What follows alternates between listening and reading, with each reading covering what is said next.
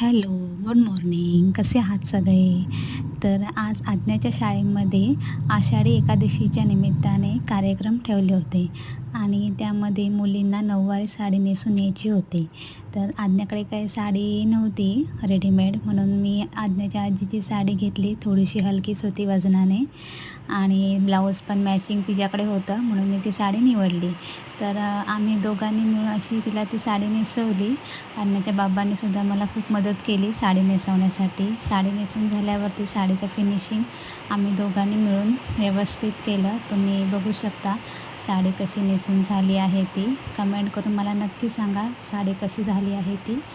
आणि पुढे मग आवरायला घेतलं, तिचा मेकअप करायला घेतला. त्या अगोदर तिचे केस वगैरे मी बांधून घेतले. केस थोडेसे लहान असल्यामुळे गजरा वगैरे घालायला जमत नव्हतं.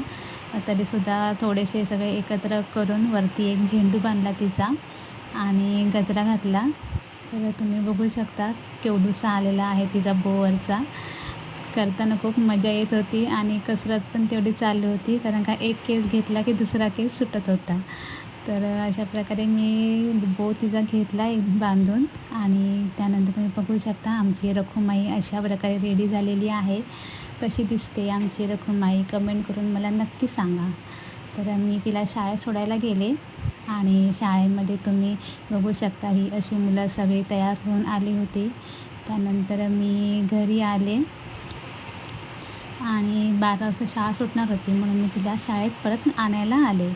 तर शाळा सुटायला अजून थोडा टाईम होता, म्हणून म्हटलं बघूया मॅडम काय करत आहेत त्या.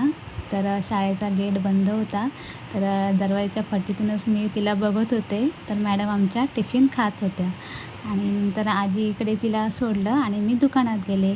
तर तुम्हाला माझा व्हिडिओ कसा वाटला हे मला नक्की सांगा. बाय.